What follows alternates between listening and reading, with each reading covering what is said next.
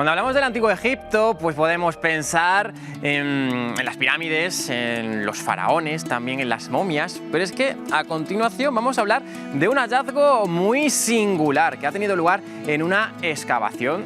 Momias, pero de cocodrilo. Vamos a saludar a Alejandro Jiménez, profesor de la Universidad de Jaén y director también del proyecto que se ha encargado, bueno, de este hallazgo. Muy buenas tardes, Alejandro. Buenas tardes. Como digo, poco común, ¿no?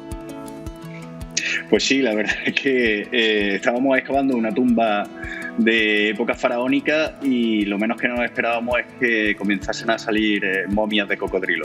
Estamos viendo además las imágenes y llama la atención el buen estado de conservación. Sí, había en algún momento cuando estaba cerca de los restos de los animales, pues daba un poco de cosa porque parecía que iban a abrir el ojo y podían abrir la mandíbula. ¿Cuándo tuvo lugar este hallazgo? Lo descubrimos en 2019, justo antes de que empezase el COVID. Y no fue hasta principios del 2022, del año pasado, cuando ya pudimos traer los expertos en arqueozoología para poder sacarle todo el jugo, en el sentido de poder investigarlos en profundidad. Ya sabíamos, ¿no?, de momificar cuerpos humanos, pero ¿por qué cocodrilos?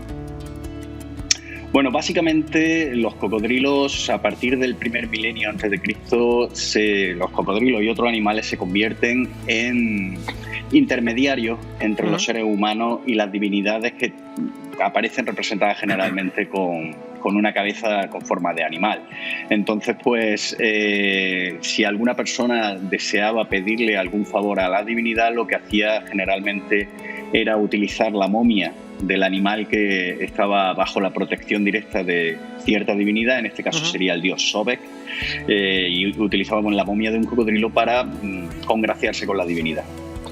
Y Alejandro, por lo que habéis podido analizar, ¿ese proceso era igual que cuando se momificaban a humanos? Las momias que nosotros hemos descubierto, lo interesante es que son de una época relativamente temprana, en ese primer milenio. Son de los primeros casos y no están momificados como tal, sino que probablemente siguieron una momificación natural.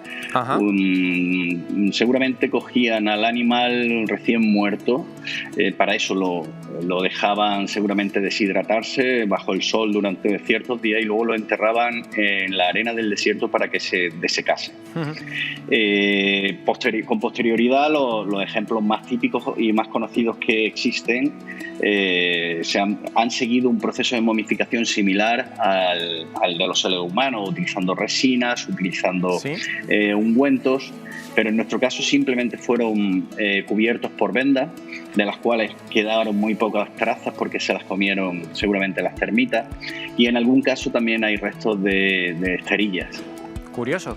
Han sido varios los cocodrilos encontrados así. ¿De qué dimensiones estamos hablando? Pues descubrimos 10 y el de mayor tamaño tenía 3,5 metros. O sea que era un cocodrilo que impondría en su época. Desde luego.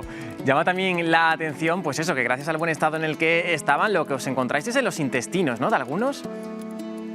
Sí, efectivamente, no tenían restos de comida porque probablemente murieron de inanición o deshidratación, pero sí que en un caso pudimos ver que contenían piedras que los cocodrilos ingieren para poder mejorar su estabilidad cuando están dentro de la agua. Llamativo. Además, todas esas investigaciones, esas excavaciones se han tenido que realizar allí en Egipto, ¿no?, porque no se pueden trasladar esos restos. Efectivamente, la ley de patrimonio egipcia es bastante celosa con el hecho de poder sacar cualquier muestra para su análisis en un país extranjero. Entonces, prácticamente todo lo tenemos que hacer en el terreno. Bueno, pues sorprendente, sin duda alguna, este hallazgo. Alejandro, muchísimas gracias por acompañarnos esta tarde. A vosotros. Bueno, pues hay retos que